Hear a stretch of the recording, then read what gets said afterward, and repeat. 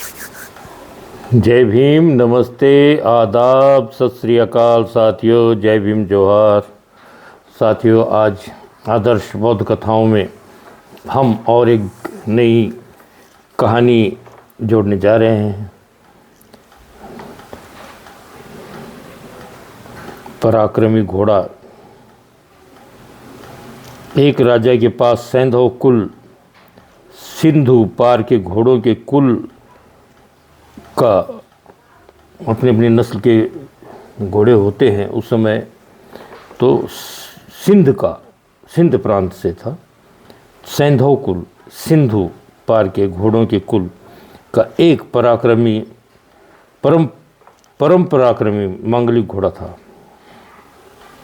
राजा उसे सभी प्रकार के अलंकारों से अलंकृत करके रखता था, सजा धजा के उसे अच्छी तरह से खरारा वगैरह मार के उसके नौकर चाकर लगा रखे थे उसकी देख रेख के लिए कि उस घोड़े का कितना ध्यान रखा जाता था उस राज दरबार में। राजा उसे सभी प्रकार के अलंकारों से अलंकृत करके रखता था।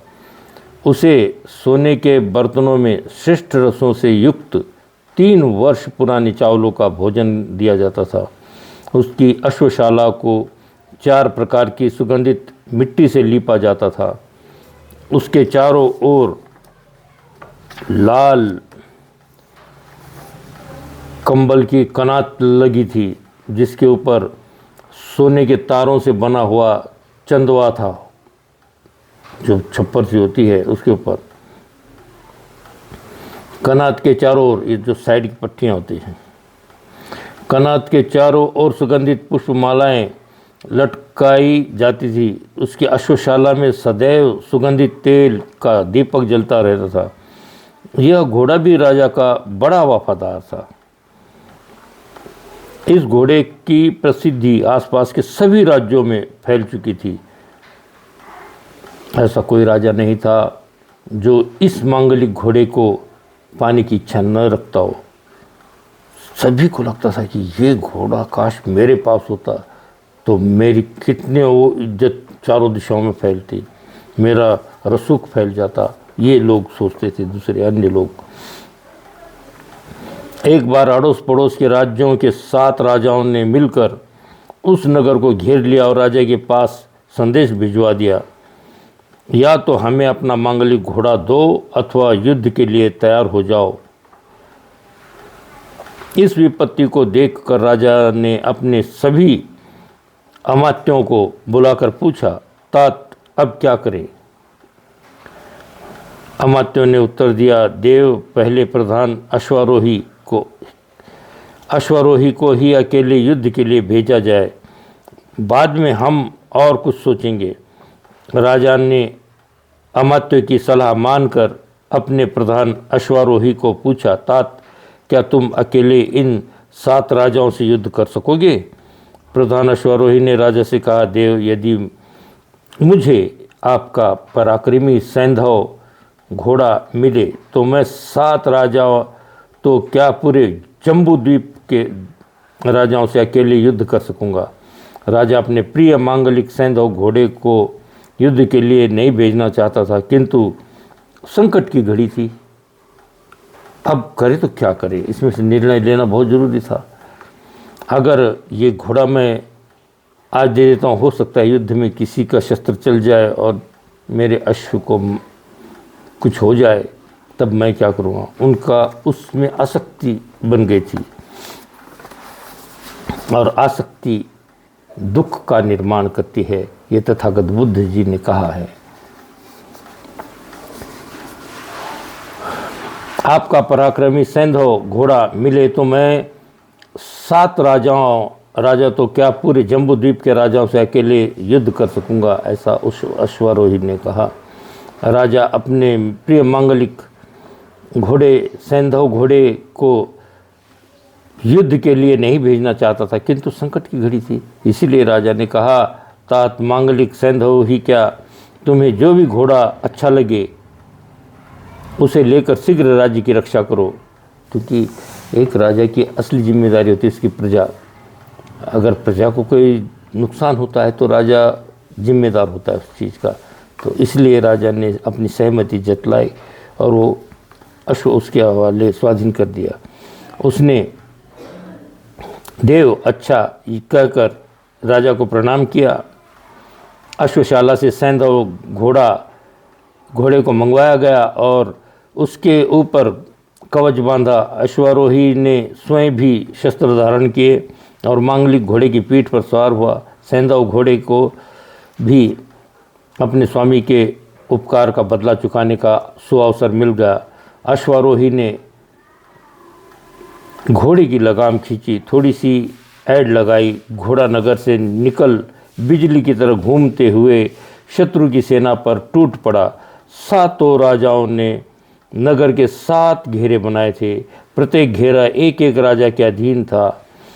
7 घेरों को तोड़ना और उनके राजाओं को परास्त करना अकेले अश्वारोही के लिए बहुत कठिन काम था, किंतु सैंधव घोड़े ने अपना पराक्रम दिखाया। उसने एक ही छलांग से पहला घेरा तोड़ दिया और सरपट आगे निकल गया। अश्वारोही ने पहले राजा को जीवित पकड़ लिया, फिर दूसरे घेरे को तोड़ दूसरे राजा, इसी प्रकार अब 7 घेरे उसे तोड़ने हैं, को भी पकड़ लिया। उस प्रकार उसने एक एक करके 5 घेरों को तोड़कर उनके राजाओं को जीवित अपने अधीन कर लिया, किंतु छठे घेरे को तोड़ते समय सैंधव मांगलिक घोड़ा घायल हो गया और घायल अश्व क्या करेगा अभी, घायल हो गया।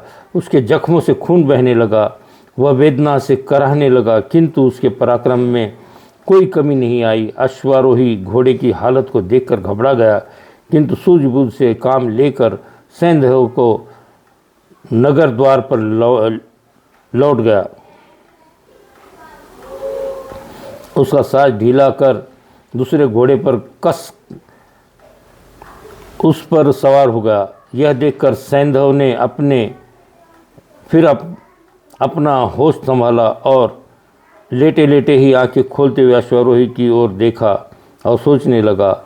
उसने घोड़े को लिटा दिया था अश्वारोही ने और उसे आराम करने के लिए छोड़कर दूसरे अन्य घोड़े को लेकर चल दिया।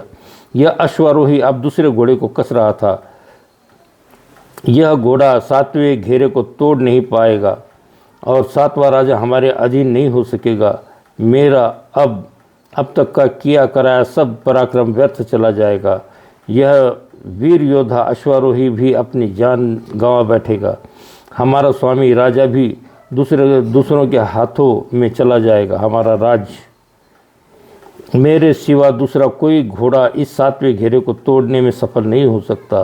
7वें राजा को पकड़ना बहुत जरूरी है, वरना युद्ध में हमारी विजय नहीं होगी। यह सोच विचार करते हुए सैंधव घोड़ा बेचैन हो गया। उसके अंदर फिर आत्मविश्वास जागृत हुआ। वह अपनी असहनीय पीड़ा भूल गया।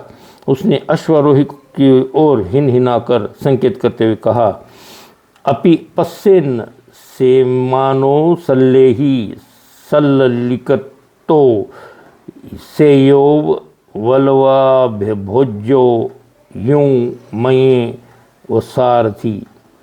शल्य में जख्मी हो जाने पर भी एक करवट सोया हुआ भी भोज्य सैंधव घोड़े का नाम किसी दूसरे घोड़े से श्रेष्ठ है। इसलिए हे सारथी अश्वारोही, तू मुझे ही कस। यह सुनकर अश्वारोही ने सैंधव घोड़े को उठाया, उसके जख्मों को पोंछा और उसे अच्छी तरह कसकर फिर से उसकी पीठ पर सवार हुआ। सैंधव भी आंधी की तरह तेज रफ्तार से दौड़ा और पलक झपकते ही उसने 7वें घेरे को तोड़ दिया। ये होती है अंदर जज्बे की बात कि जब तक हमें लक्ष्य या अपना ध्येय हासिल नहीं होता तब तक हमें चैन की नींद नहीं लेनी चाहिए। जब हम अपने प्रत्यक्ष लक्ष्य को देखें तब हमें आत्मसंतुष्टि का बोध होता है। राजा जब अपने प्यारे मांगलिक घोड़े को देखने बाहर आया तो सैंधव ने राजा से कहा, महाराज। सैंधव भी आंधी की तरह तेज रफ्तार से दौड़ा और पलक झपकते ही उसने 7वें घेरे को तोड़ दिया। अश्वारोही ने 7वें राजा को भी जीवित पकड़ लिया और 7 राजाओं को अमात्यों को सौंप दिया। राजा जब अपने प्यारे मांगलिक घोड़े को देखने बाहर आया तो सैंधव ने राजा से कहा, महाराज, इन 7 राजाओं को मारना मत, इन्हें शपथ करवा कर छोड़ दो। विजय का यश मुझे नहीं, वीर योद्धा अश्वारोही को ही दे दो। ऐसा कहते कहते वह पराक्रमी मांगलिक सैंधव घोड़ा मूर्छित हो गया और देखते देखते अपने स्वामी राजा के चरणों में सिर रखकर सदा के लिए चल बसा। स्रोत भोजा जानीय जातक कथा 23 से लिया गया है। तो साथियों, आज की ये कथा आप सबको कैसी लगी आप कमेंट करके ज़रूर बतलाओ। तब तक के लिए जय भीम, नमस्ते।